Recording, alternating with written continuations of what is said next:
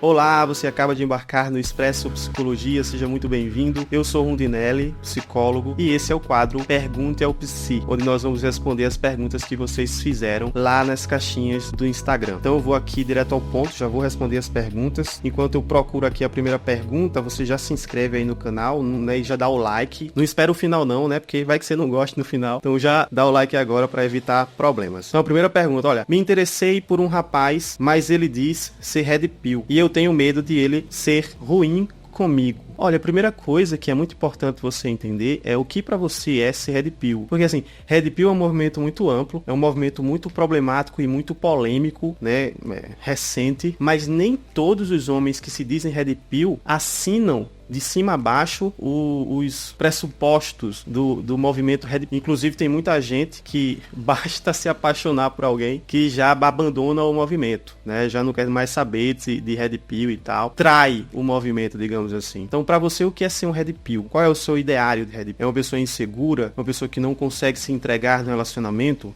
É uma pessoa machista que vai te tratar mal, que vai ser de fato uma pessoa ruim com você? É uma pessoa imatura, mimada, que não consegue lidar com a frustração? É uma pessoa que não passa confiança? É aquela pessoa que dá a entender que vai pegar todo mundo, que não quer compromisso com mulheres e tal? Que vai, enfim, esse perfil heterotop? Para qualquer dúvida e insegurança que você tem em relação a essa pessoa que se diz Red Pill, você precisa conversar com ela. Porque eu estou entendendo que você já se interessou por essa pessoa. Mas esse interesse, essa atração que você tem por essa pessoa, ela é menos importante do que a conversa que você vai ter para ajustar a sua visão de mundo e a visão de mundo que essa pessoa tem. Você vai conversar com ela sobre relacionamentos de uma forma geral, sobre como lidar com os problemas, como resolver os conflitos, como são para essa pessoa, os papéis de gênero, o que é respeito, o que é reciprocidade, né? O que é empatia. Esse tipo de conversa é mais importante do que a atração, do que o interesse inicial que você sente. Então, assim, não importa se a pessoa é red pill ou não é red pill, se a pessoa é de direita ou esquerda, se a pessoa é feminista ou coisa do tipo. O que importa são os ajustes que você vai fazer com essa pessoa para saber se a visão de mundo dela é compatível com a sua, se ela pensa relacionamento da mesma forma, se ela pensa compromisso da mesma forma que você, ou de forma pelo menos parecida. Porque muitas vezes a gente tem uma visão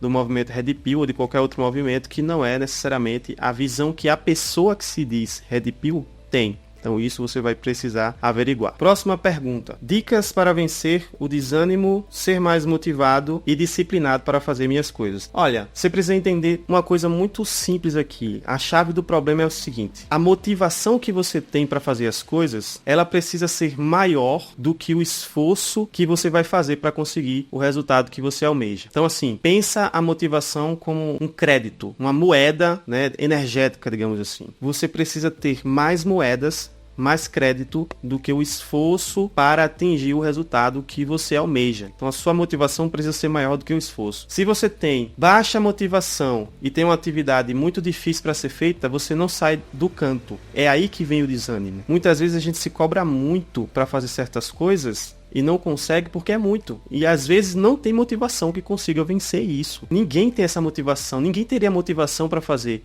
isso que muitas vezes a gente se cobra. Então você tem que pensar duas coisas aqui. A primeira é, você precisa fortalecer a sua motivação, os seus porquês. Quais são os seus motivos? O que é que você ganha? O que é que você perde não fazendo determinadas tarefas, determinadas coisas? Primeiro lado, aqui é a sua motivação. A outra coisa é, você precisa estabelecer metas realistas, tarefas que caibam dentro da motivação que você tem para o tempo que você tem para realizá-las. Então, primeiro você precisa entender qual é a sua motivação, quais são os seus porquês, e depois você precisa alinhar o esforço que você tem que fazer a essa motivação. Se essas coisas andam desalinhadas, você desanima e não sai do canto. Próxima pergunta. Como lidar com o sentimento de ver seu ex feliz com outra pessoa? Isso aqui é uma avaliação complicada, tá? Porque eu acho que tem um viés aí. Eu não sei como é que você sabe que o seu ex está feliz com outra pessoa, né? Como é que você sabe se a felicidade é um fenômeno subjetivo? Não sei como você poderia saber. É porque a pessoa tá rindo com a outra pessoa ou tá parecendo feliz nas fotos e tal? Porque você sabe que isso não significa que a pessoa tá feliz. De toda forma, isso não importa,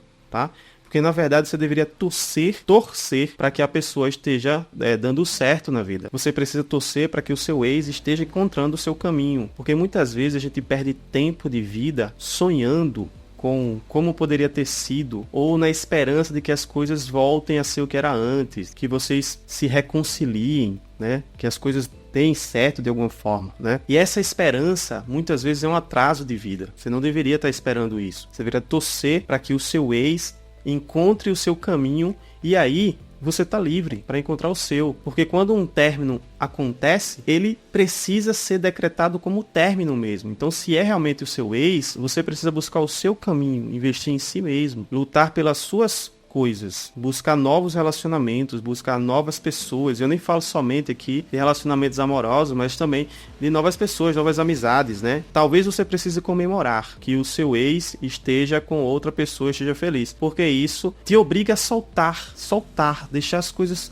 seguirem, buscar o seu caminho. Então, assim, ter uma avaliação positiva disso é possível. Tá? Eu sei que dói, eu sei que você está sofrendo, eu sei que às vezes você se compara, por que não foi comigo, por que não deu certo comigo e tal. Não deu porque não tinha que dar. E agora você tem a oportunidade de buscar o seu caminho, ok? Vamos lá, para a próxima pergunta. A pessoa com quem me relaciono não quer ter filhos, mas é um sonho pra mim. Como convencer ele da ideia? Olha, eu não sei por que você tá com uma pessoa. Como é que isso aconteceu, cara? Como é que você tá com uma pessoa que não quer ter filhos quando você quer ter filhos? Não faz o menor sentido. Vocês não conversaram antes de começar um relacionamento? Você não considerou isso importante? Você achou que era simplesmente beijar e dava tudo certo? As visões de mundo, os valores e princípios se alinhariam? Não é assim que funciona, cara. Então você precisa pensar para os próximos relacionamentos aí, porque esse aqui eu acho que, olha, acabou já. A não ser que você ceda pra ele esse sonho que você tem, né? Mas acabou. Você precisa pensar em conversar melhor com os próximos namorados, digamos assim. Porque você quer convencer a pessoa de ser pai. E se você convencer e ela for um pai infeliz, um pai que não queria, é um pai que não quer cuidar, não queria cuidar do seu filho. Você está entregando o seu filho para um cara que não queria ser pai, entendeu? Então não é legal convencer essa pessoa disso. A pessoa precisa querer, a pessoa precisa estar motivada a ser pai. Então eu acho que esse relacionamento aqui você deveria começar a repensar, ok? Próxima pergunta. Como saber se a paixão se tornou em amor? Olha, eu acho, isso é uma opinião pessoal, tá? Eu acho que tem uma confusão aqui. E essa confusão talvez não seja só sua, é talvez da maioria das pessoas, que é colocar amor e paixão no mesmo patamar. Cometeu o erro de dizer que o amor seria a evolução da paixão, que começa com paixão, aquele sentimento evolui e se transforma em amor, quando na verdade são coisas completamente diferentes. Talvez não tão completamente diferentes, mas são diferentes. Paixão é uma categoria, amor é outra categoria. A paixão, ela está vinculada a sentimentos internos e movimentos químicos e biológicos no seu cérebro relacionados a uma gama de neurotransmissores e de hormônios que fazem o seu corpo viciar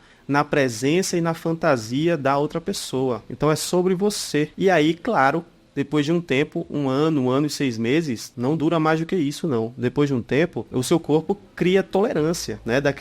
Assim como qualquer outra droga, a paixão, o seu corpo desenvolve uma tolerância para com a paixão. Então a paixão, ela não consegue perdurar por muito tempo porque o seu corpo sequer aguentaria, você morreria, né?